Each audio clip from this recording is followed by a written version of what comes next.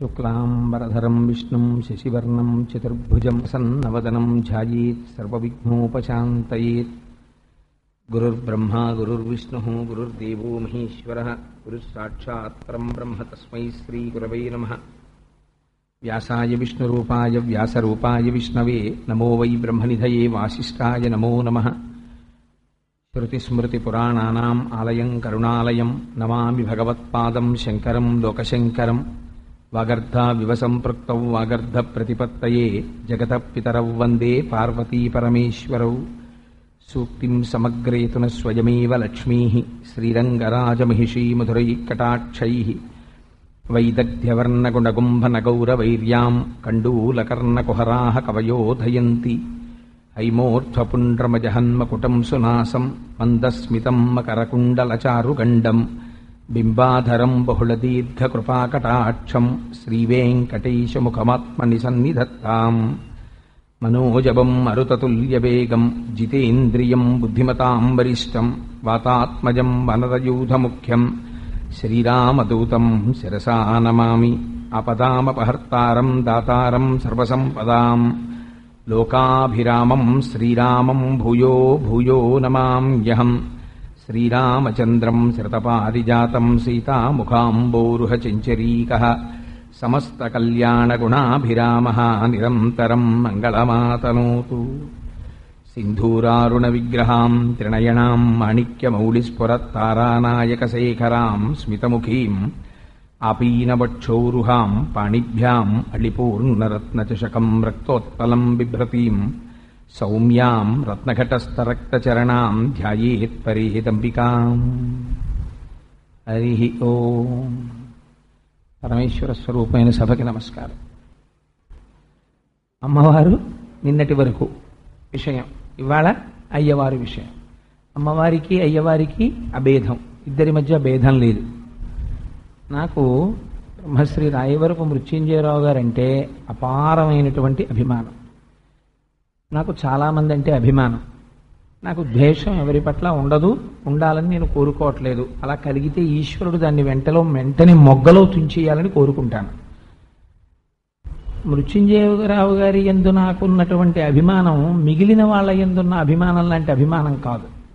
దానికి ఒక ప్రత్యేకత ఉంది. కారణం ఏంటంటే, మా నాన్నగారు 5 అన్నదమ్ములు.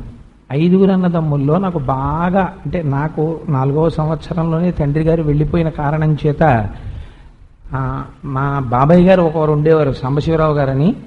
వారు చాలా మటుకు మృత్యుంజయరావు గారి లాగే ఉండేవారు.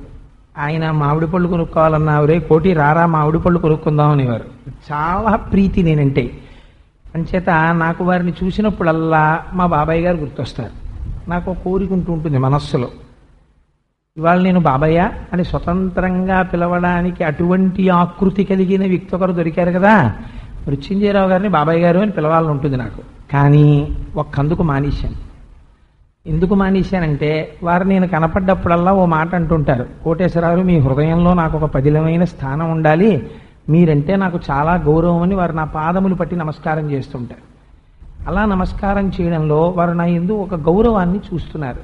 ఒక తండ్రి కొడుక్కి నమస్కారం చేయడాన్ని శాస్త్రం నిషేధిస్తుంది, అలా చేయకూడదు. వారికి నా యందు అటువంటి ప్రీతి కోరుకుంటున్నారు కనుక నేను మనస్సులో వారికి ఒక పినతండ్రిగా నమస్కారం చేస్తుంటాను. బాహ్యమునందు వారి నమస్కారం పుచ్చుకుంటూ ఉంటాను. కానీ నాకు తెలిసి తండ్రి పట్ల, తల్లి పట్ల, గతించినటువంటి భార్య పట్ల అంత మమకారాన్ని, అంత ప్రేమని చూపిస్తూ, ఎందుచేత అంటే శాస్త్రం ఒక మాట చెప్తుంది, పుత్రుడు అని ఎవరిని పిలుస్తారంటే జీవించి ఉన్నప్పుడు తల్లిదండ్రుల యొక్క సుఖమును కోరి ప్రవర్తించినవాడు. ఆ తల్లిదండ్రుల యొక్క శరీరము పడిపోయిన తరువాత వారు ఉత్తమ లోకములను పొందడానికి వీలుగా ఆ శరీరము పడిపోయినటువంటి తిథి నాడు అంత్యేష్టి సంస్కారం, అంటే అంత్యేష్టి సంస్కారము నిర్వహింపబడినటువంటి తిథి నాడు వారిని ఒక్కసారి స్మరించి పరమశ్రద్ధతో ఆ కార్యక్రమాన్ని నిర్వహించాలి. అందుకని దానికి శ్రాద్ధం అని పేరు, ఇంకో పేరు లేదు. అందుకని స్మరించడంలో ప్రేమ ఉండాలి, స్మరించడంలో ఒక కృతజ్ఞత ఉండాలి. వారు లేని నాడు అసలు నాకు ఈ శరీరమే లేదు, ఈ శరీరమే లేని నాడు నాకు అస్తిత్వమే లేదు. అందుకని నా తల్లిదండ్రుల కన్నా గురువులు నాకు ప్రపంచంలో ఇంకొకరు ఉండరు కదా అన్న ప్రేమ భావనతో వారిని ఒక్కసారి స్మరిస్తే వారు పొంగిపోతారు. అలా తాను స్మరించడమే కాకుండా రాబోయేటటువంటి తరాలకి ఒక చక్కటి మార్గదర్శకత్వం చేసే విధంగా వారు వారి తండ్రి గారి యొక్క స్మృతి చిహ్నంగా ఒక చక్కటి కార్యక్రమాన్ని ఏర్పాటు చేస్తుంటారు. ఆధ్యాత్మిక ఉపన్యాసాలు లేకపోయినట్టయితే హరికథలో ఇటువంటి భగవత్ సంబంధమైనటువంటి కార్యక్రమాన్ని ఏర్పాటు చేస్తూ ఉంటారు. అటువంటి ఆలోచన రావడమే చాలా గొప్ప విషయం.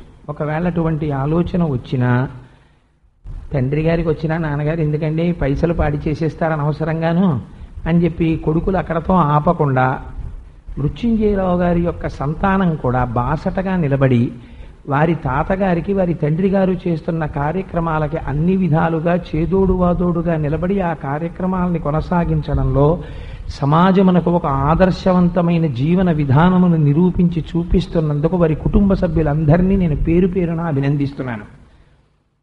అందుకని మృత్యుంజయరావు గారికి మాత్రం నిజంగా వారి తండ్రి గారి పట్ల, వారి తల్లిగారి పట్ల, వారి యొక్క భార్య పట్ల వారు చూపిస్తున్నటువంటి ఆ ప్రేమ, వైదికమైనటువంటి ఆ కార్యాచరణములకు ముగ్ధుడనవుతూ 10 కాలాల పాటు సమాజానికి పనికొచ్చే విధంగా, సమాజానికి ఆదర్శవంతమైన రీతిలో కార్యక్రమములను కొనసాగించడానికి వీలైనటువంటి సమస్తమైన విభూతులు ఈశ్వరుడు తన నిర్హేతుక కృపా కటాక్ష వీక్షణముగా బ్రహ్మశ్రీ మృత్యుంజయరావు గారికి కటాక్షించుగాక అని స్వామి పాదములు పట్టి నమస్కరిస్తూ ఇక ఇవాల్టి కార్యక్రమమైనటువంటి శివాష్టోత్తర శతనామ స్తోత్ర వ్యాఖ్యానాన్ని ప్రారంభం చేసే ప్రయత్నం చేస్తారు.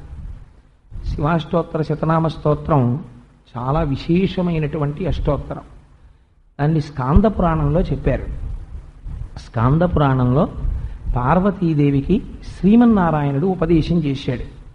ఉపదేశం చేస్తూ ఈ అష్టోత్తరం చెప్పేటప్పుడు ఒక మాట అడిగాడు. అసలు ఈ అష్టోత్తరం పార్వతీదేవి ఉపదేశం పొందడం ఏమిటి అంటే, పరమశివుడికి అనేకమైనటువంటి లీలామూర్తులు ఉన్నాయి, 63 పైచిలుకు మూర్తులు. అందులో 13వ మూర్తి ఒకటి ఉంది, దాన్ని హరిహరమూర్తి అంటారు. అంటే శ్రీమన్నారాయణుడు పరమశివుని యొక్క శరీరంలో అర్ధభాగాన్ని పొందుతాడు. పొందితే శివకేశవుల మధ్య భేదము లేని రీతిలో శివుడు, కేశవుడు, కంసారి, కాలారి ఇద్దరూ కలిసి ఒకే స్వరూపంగా ఉంటుంది. అలా ఉన్న స్వరూపాన్ని 13వ స్వరూపమైనటువంటి హరిహరనాథుడు అని పిలుస్తారు, లేదా హరిహరమూర్తి. ఎందుకండి అసలు అలా పొందడం అంటే, దేనికది విడిపోయి ఉంటే అందులో గౌరవం లేదు, మర్యాద లేదు, అది శాస్త్రం కాదు, అది వైదికం కాదు. అనేకముగా కనపడుతున్నవన్నీ ఒకటిలోకి పర్యవసించిపోవడం, అనేకముగా కనపడుతున్నవన్నీ చిట్ట చివరికి ఒకటైపోవడమే సృష్టిలో ఉన్నటువంటి రహస్యం. సృష్టి 1గా 2గా 3గా 4గా ఉండిపోతే దానికి అర్థం లేదు. సృష్టి ఒకటిలోకి వెళ్ళిపోవాలి. ఏకమేవ అద్వితీయం బ్రహ్మ, అదొక్కటే మిగిలిపోవాలి. అలాగే దర్శనం జరగాలి. అందుకని అన్ని పదార్థములు పర్యవసిస్తాయి ఒకటిలోకి.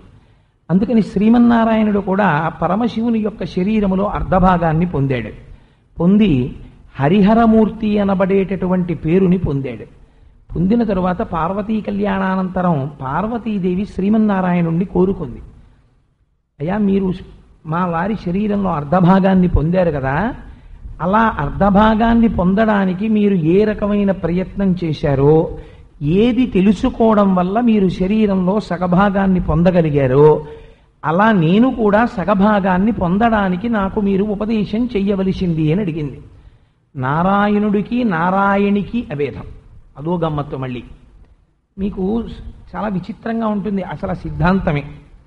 శివుడి భార్య శివ, రుద్రుడి భార్య రుద్రాణి, హరుడి భార్య హరిణి, లేకపోతే భైరవుడి భార్య భైరవి. కానీ నారాయణి ఈ నామం చెప్పినప్పుడు నారాయణి అంటే ఎవరి భార్య అని చెప్పాలి మీరు? నారాయణుడి భార్య అంటాం గబుక్కుని, కానీ కాదు. నారాయణుడి చెల్లెలు నారాయణి. నారాయణుడికి నారాయణికి అభేదం, వాళ్ళిద్దరు ఒక్కలాగే ఉంటారు. అందుకే ఇద్దరూ అలంకార ప్రియత్వం, ఇద్దరూ పరిపాలనాంశం. అందుకని ఆ నారాయణికి ఆ నారదుడికి నారాయణుడికి నారాయణికి భేదం ఉండదు. నారాయణుడు ఎలా అయితే పరమశివుడిలో సగం శరీరాన్ని పొందాడో, నారాయణి అయినటువంటి అమ్మవారు కూడా ఆయన శరీరంలో సగభాగాన్ని పొందడం కోసమని శ్రీమన్నారాయణుడి దగ్గర ఉపదేశం పొందింది. అయితే మీకు ఇప్పుడు ఒక అనుమానం వస్తుంది. కాబట్టి మీరు చెప్పింది అంతవరకు బాగానే ఉంది, సగం శరీరాన్ని అప్పటికే శ్రీమన్నారాయణుడు పొందాడు కదా, మరి మిగిలిన సగం శరీరాన్ని ఎక్కడి నుంచి పట్టుకొచ్చి ఇస్తాడు? అప్పుడు సగం ఇచ్చేసాడు అనుకోండి, అప్పుడు ఇంకా అసలు శివుడికి అస్తిత్వం ఏది? మిగిలిన సగం అమ్మవారు, ఒక సగం నారాయణుడు, ఇంకా శివుడేడి ఎలా ఇస్తాడు అని. అలా ఇవ్వడం అంటే అది ఏదో పదార్థం ఇచ్చినట్టుగా సగం శరీరాన్ని కత్తిపెట్టి కోసి ఇచ్చేయడం కాదు. దాని వెనకాతల ఒక ఆధ్యాత్మికమైనటువంటి రహస్యం ఉంటుంది. ఎంతమంది ఎక్కినా పుష్పక విమానంలో ఒకరికి చోటు ఉంది అంటారు. అలా ఎంతమంది పరమాత్మలోకి చేరుతున్నా మళ్ళీ పరమాత్మలో అవకాశం ఉంటుంది. అందుకే మూర్తి యొక్క స్వరూపం మారుతుంటుంది. మళ్ళీ ఇప్పుడు అమ్మవారు పక్కన చేరింది అనుకోండి, అర్ధనారీశ్వర స్వామి అంటారు. అప్పుడు 13వది హరిహరమూర్తి, 14వది అర్ధనారీశ్వరమూర్తి. అలా 63 మూర్తులు పెడతాయి పరమశివుడికి, లీలామూర్తులు. అందులో శ్రీమన్నారాయణుడు ఎలా పొందగలిగాడు అసలు పరమశివుని యొక్క శరీరంలో సగభాగాన్ని? అదో గమ్మత్తు. అసలు కాళహస్తీశ్వర శతకంలో ధూర్జటి అన్నాడు, అసలు శ్రీమన్నారాయణుడికి ఏం అవసరం వచ్చిందా పరమశివుడి శరీరంలో అర్ధభాగం పొందడానికి? ఆయనే అంత అందగాడా పరమశివుడు? వన్నే ఏనుగుతోలు దుప్పటము బ్రువ్వా కాలకూటంబు చేగిన్నే బ్రహ్మకపాలముగ్రమగు భోగే కంఠహారంబు నిన్నీలాగున నుండియున్ తెలిసియున్ నీపాద మూలంబునం చేర్చన్ నారాయణుడెట్లు మానసమునం శ్రీకాళహస్తీశ్వర. ఆయన ఏమైనా అందగాడా? వన్నే ఏనుగుతోలు దుప్పటము, ఏనుగుతోలు ఒలిచేసి ఆ ఏనుగుతోలు పంచ కింద కట్టుకుంటాడు. వన్నే ఏనుగుతోలు దుప్పటము బువ్వా కాలకూటంబు. అందరూ ఏదో చక్కా మధుర పదార్థాలను తింటారు, మా స్వామి శంకరుడు హాలాహలం తింటుంటాడు, అది బ్రహ్మకపాలంలో పెట్టుకుని. బువ్వా కాలకూటంబు చేగిన్నే బ్రహ్మకపాలము, చేతిలో పట్టుకున్న గిన్నె చూస్తే బ్రహ్మగారి కపాలం. చేగిన్నే బ్రహ్మకపాలముగ్రమగు భోగే కంఠహారంబు, మెడలో చూస్తే భయంకరమై బుసలు కొడుతున్నటువంటి పాములు భూషణములు. నిన్నీలాగున నుండియున్ తెలిసియున్, నువ్వు ఇలా ఉంటావని తెలుసు నారాయణుడికి. తెలిసియున్ నీ పాదమూలంబునన్, అటువంటి నీ పాదమూలంలో చేర్చన్ నారాయణుడెట్లు మానసమునన్. నారాయణుడు మనస్సు ఎలా పెట్టాడయా నీలో, నీ శరీరంలో అర్ధభాగం కావాలని? ఆయన చూస్తే మేఘశ్యామం పీతకౌశేయవాసం శ్రీవత్సాంకం కౌస్తుభోద్భాసితాంగం పుణ్యోపేతం పుండరీకాయతాక్షం విష్ణుం వందే సర్వలోకైకనాథం. అంత అందంగా ఉంటాడే, అటువంటి వాడేమిటి పైగా పురుషుణ్ణి ప్రేమించడం ఏమిటి, నిన్ను తపస్సు చేయడం ఏమిటి, నువ్వు శరీరంలో అర్ధభాగం ఇవ్వడం ఏమిటి? ముక్కు మీద వేలేసుకునేటట్టుంది కదా ఇది అన్నాడు ధూర్జటి. అంటే నిజంగా ధూర్జటికి తెలియక అడిగాడా, దెప్పి పడవడానికి అడిగాడా? తెలియక కాదు, నిందాస్తుతి అంటారు. ఒక్కొక్కసారి నిందించినట్టుంటుంది కానీ లోపల స్తోత్రం చేస్తారు. శ్రీమన్నారాయణుడు ఎందుకు పరమశివుని యొక్క శరీరంలో అర్ధభాగాన్ని పొందగలిగాడో, పరమశివ స్వరూపం అంటే ఎలా ఉంటుందో శంకర భగవత్పాదులు శివానందలహరిలో చెప్పారు. బాణత్వం వృషభత్వమర్థవపుషా భార్యాత్వం అర్యాపతే గోణిత్వం సకిత మృదంగవహత చేత్యాది రూపం తదౌ తత్పాదే నయనార్పణంచ కృతవాన్ తద్దేహ భాగో హరి పూజ్యాత్ పూజ్యతరస్య ఏవ హిమచేత్కో వా తదన్యోధిక అన్నారు. ఒకనొకనాడు త్రిపురాసుర సంహారం చేయవలసి వచ్చింది. సృష్టిలో లేనటువంటి ఒక బాణాన్ని పట్టుకోవాలి. పరమశివుడు భూమండలాన్నంతటినీ రథంగా చేసుకుని సూర్యచంద్రుల్ని చక్రాలుగా చేసుకుని బ్రహ్మగారిని సారథిగా పెట్టుకుని వేదాల్ని గుర్రాలుగా కట్టుకుని ప్రణవాన్ని చేతిలో కొరడాగా పట్టుకుని అంతకు ముందు ఎవ్వరూ లేని రీతిలో దేవతా సార్వభౌముడై శ్రీశైలే స్వర్ణశృంగే మణిగణరచితే కల్పవృక్షాళి సీతే స్ఫీతే సవర్ణ రత్నస్ఫురిత నవగృహే శుభార్హ్యే ఆసీన సోమచూడ సకరుణ నయన సంగన స్మేర వక్త్ర శంభుశ్రీ భ్రమరీశ ప్రకటిత విభవో దేవతా సార్వభౌమ అంటారు. దేవతా సార్వభౌముడై ఆ రోజున రథం ఎక్కాడు. ఎక్కి పినాకం చేతిలో ధనస్సు పట్టుకున్నాడు. పట్టుకుని యుద్ధానికి వస్తున్నాడు. వస్తుంటే మూడివ కంటి మంటతో కాల్చబోయాడు త్రిపురాసురుల్ని. అప్పుడు అక్కడ ఉన్నటువంటి కాలాగ్ని శ్రీమన్నారాయణుడు మొదలైనటువంటి వారు బాణంగా మారి స్వామి చేతిలోకి వెళ్ళారు. స్వామి మేం బాణం అవుతాం, నీ శక్తి ఈ బాణంలో ప్రవేశపెట్టండి. ఒక బాణం విడిచిపెట్టారనుకోండి, అది బాణందా శక్తి? విడిచిపెట్టబడినటువంటి ఎవరైతే విడిచిపెట్టాడో ఆయన శక్తి ఆ బాణంలోకి ఎడుతుందా? ఎవరు విడిచిపెట్టారో వారి శక్తి బాణంలో ప్రవేశిస్తుంది. అందుకని మీ శక్తి మాలో ప్రవేశించాలి. అందుకని మీరు మీ చేతితో ఈ బాణాన్ని పట్టుకుని సంధించండి అని అడిగారు. ఎంత గొప్ప సేవ చేశావయ్యా, ఇవాళ నా చేతితో బాణముగా స్పృశింపబడాలని బాణమయ్యావు. సంతోషించాడు శంకరుడు. బాణత్వం వృషభత్వమర్ధవపుష. ఒకనాడు ఆ రథం లాగుతుంటే వేదములను గుర్రములుగా కడితే లాగలేక కింద పడిపోయాయి. శంకరుడంటే సామాన్యమా? అప్పుడు శ్రీమన్నారాయణుడే వృషభమై రథాన్ని లాగాడు. వృషభమై తనని వహించి ఆ రథాన్ని మోసినందుకు శంకరుడు ప్రీతి చెందాడు. అందుకని బాణత్వం వృషభత్వమర్ధవపుష భార్యాత్వం ఆర్యాపతే ఘోణిత్వం. ఒకనాడు వరాహ రూపాన్ని పొందాడు. పంది రూపాన్ని పొంది అరుణాచలేశ్వరుడుగా స్వామి పెద్ద శివలింగంగా ఆవిర్భవిస్తే ఆ శివలింగము యొక్క ఆది కనిపెట్టడం కోసమని భూమిని తవ్వుకుంటూ కిందకి వెళ్ళాడు. క్రిందకి తవ్వుకుంటూ వెళ్ళి సత్వగుణ ప్రధానుడు కనుక నేను శివలింగము యొక్క ఆదిని కనిపెట్టలేకపోయానని వెనక్కి వచ్చేసాడు. ఆనాడు సంతోషించాడు. ఎంత ప్రయత్నం చేశావయ్యా, నా ఆద్యంతములు తెలుసుకోవడానికి. బ్రహ్మగారు అబద్ధం ఆడాడు, నువ్వు అబద్ధం ఆడలేదు. అందుకని బాణత్వం వృషభత్వం అర్ధవపుష భార్యాత్వం ఆర్యాపతే ఘోణిత్వం సఖిత. ఒకనాడు మోహిని అవతారాన్ని స్వీకరించాడు.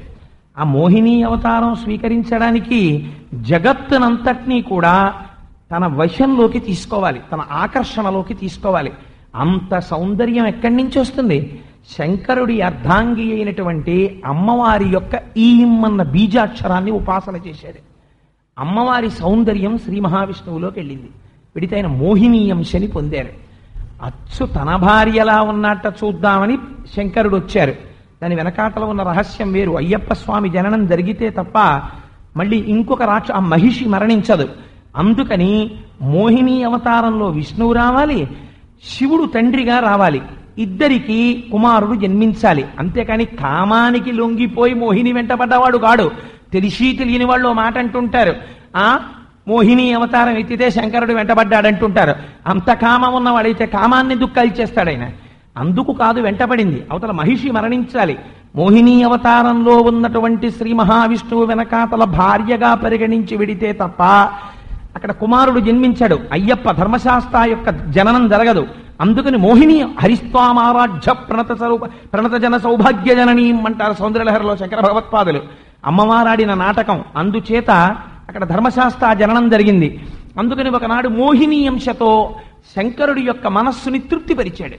అప్పుడు స్వామి లెక్కలో వేసుకున్నారు, ఎంత గొప్ప పని చేశావోయ్, అచ్చు నా భార్య ఎలా ప్రవర్తిస్తుందో అలా ప్రవర్తించి నా మనస్సుని తృప్తిపరిచావు. అందుకని సఖిత మృదంగవహత. ఇది ఎవరు పడితే వాళ్ళు చెయ్యగలిగినటువంటి విద్య కాదు. ఎందుచేత మనకి ఒక గొప్ప సంగీత విద్వాంసుడు వచ్చారనుకోండి, వచ్చి వారు కచేరీ చేస్తున్నారు. చేస్తుంటే ఏదో కొంత మాత్రమే వాయిద్యం తెలుసున్నటువంటి మృదంగ విద్వాంసుడిని పక్కన పెట్టం కదా. ఆయన యొక్క బాణీకి ఆయన యొక్క సంగీత సమర్థతకి తగినటువంటి వాడే పక్కన మృదంగం వాయించడానికి కూర్చోవాలి. పరమశివుడు నటరాజస్వామిగా అసుర సంధ్య వేళలో తాండవం చేస్తుంటాడు. అందుకే అసుర సంధ్య వేళలో ఇతర దేవాలయాలకి వెళ్లరు. అసుర సంధ్య వేళలో కేవలం పరమశివ దర్శనానికి మాత్రమే వెడతారు. ఎందుచేత అంటే దేవతలందరూ కూడా ఆ శివతాండవాన్ని చూడ్డానికి వెళ్ళిపోతారు అసుర సంధ్య వేళలో. ఒక్క నృసింహస్వామి దర్శనం మాత్రం చెయ్యొచ్చు అసుర సంధ్య వేళలో. ఆయనకి మాత్రం, ఇంకా నృసింహస్వామి వారికి మాత్రం ఏ విధమైనటువంటి అడ్డు లేదు. నరసింహస్వామి దర్శనం ఎప్పుడైనా చెయ్యొచ్చు. అలాగే పరమశివ దర్శనం ప్రత్యేకించి అసుర సంధ్య వేళలో చెయ్యాలి. ఆయన తాండవం చేస్తూ ఉంటే ఆయన తాండవానికి అనుగుణంగా మధ్యలు మోగించగలిగినటువంటి సమర్థత ఎవరికి ఉంటుంది? ఏ సామాన్యమైనటువంటి తాండవమా? రమణ బ్రహ్మ వర్ణిస్తాడు, జటాటవీగలజ్జల ప్రవాహ పావిత స్థలే గళేవలంబ్యలంబితాం భుజంగ తుంగమాలికాం ఢమఢమఢమన్ నినాదమడ్డవర్వయం చకార చండ తండవం తనూతున శివ శివం జటాకటాహ సంభ్రమ భ్రమన్నిలింప నిర్జరీ విలోల వీచి వల్లరీ విరాజమానమూర్ధని ధగద్ధగద్ధగజ్వలల్లలాట పట్ట పావకే కిశోర చంద్రశేఖరే రతి ప్రతిక్షణం మమ ధరాధరేంద్రనందిని విలాస బంధు బంధురస్ఫుర దిగంత సంతతి ప్రమోదమాన మానసే కృపాకటాక్షధోరణి నిరుద్ధదుర్ధరాపది కచిద్దిగంబరే మనో వినోదమేతుమస్తుని జటాభుజంగ పింగళ స్ఫురత్పణామణి ప్రభా కదంబ కుంకుమద్రవ ప్రళిపదిగ్వదూముఖే మదాంత సింధుర స్ఫురత్ తదుత్తరీయమేదురే మనోవినోదమద్భుతం బిభర్తుభూత భర్తరి సహస్రలోచన ప్రభృత్య శేషలేఖ శేఖర ప్రసూన దోళిధోళని విధూర సరాంగ్రి పీఠభూ విరాజమానమూర్ధయా విరాజమోనమూర్ధినిమ్మని అగర్వ సర్వమంగళ కదాకజంబ మంజరీ రసప్రవాహ మాధురీ విజృంభణా మధువ్రతం స్మరాంతకం పురాంతకం భవాంతకం మఖాంతకం గజాంధకాంతకాంతకం తమంతకాంతకం భజే ప్రపుల్ల నీల పంకజ ప్రపంచకాలి మచ్చటా విడంబికంఠ కంధరా రుచి ప్రబంధ కంధరా స్మరచ్చిదం పురచ్చిదం భవచ్చిదం మఖచ్చిదం గజచ్చిదంతకచ్చిదం తమంతకచ్చితం భజే కదా నిలింప నిర్జరీ నికుంజకోటరే వసన్ విముక్త దుర్మతి సదా శిరస్తమంజలిం వహన్ విముక్తలోలలోచనల్లలాటపాల లగ్నక శివేతి మంత్రముచ్చర సదా సుఖీ భవామ్యహం అని వృషద్విచిత్రతల్పయోర్భుజంగముక్తికస్సయో గరిష్ఠరత్నలోష్టయో సుహృద్విపక్షపక్షయో తృణారవింద చక్షుషో ప్రజామహీ మహేంద్రయో సమప్రవర్తయన్మన కదా సదాశివం భజే ఇమం హి ఏవ నిత్యముత్తమోత్తమం స్తవం పఠన్ భ్రువన్ స్మరన్ నరన్ వేది బుద్ధి సత్యసం అని ఎవరైతే ఈ స్తోత్రాన్ని అసుర సంధ్య వేళలో ఒక్కసారి చదువుతున్నారో వింటున్నారో వారి ఇళ్ల ముందు ఏనుగులు తొండములెత్తి నిలబడేటటువంటి ఐశ్వర్యం సిద్ధిస్తోందన్నాడు. మహానుభావుడైన తాండవం చేస్తుంటే జటాకటాహ సంభ్రమ భ్రమం నిలింప నిర్జరి ఆ కుండ తిరిగినట్టుగా జటాజూటం తిరుగుతుంటే అందులోంచి గంగ నీళ్లు పడిపోతుంటాయిట. ఆ పావులు జారిపోతామని తోకలతో చుట్టుకుంటే స్వామివారి ఒంటి మీద ఉన్నటువంటి కుంకుమ బొట్టు ఆ కుంకుమ పడిపోతుంటే అవి పడగలు విప్పితే వాటి నుంచి కాంతులు కొడుతుంటాయిట. అంత తాండవం చేస్తుంటే మహానుభావుడు దానికి అనుగుణంగా మృదంగం ఎవరు వాయించగలరు? ఒక్క శ్రీమన్నారాయణుడు వాయించాడు. అందుకని బాణత్వం వృషభత్వం అర్ధవపుషా భార్యాత్వం అర్యాపతే గోణిత్వం సఖితా మృదంగ వహతా చేత్యాది రూపం తధౌ తత్పాదే నయనార్పణ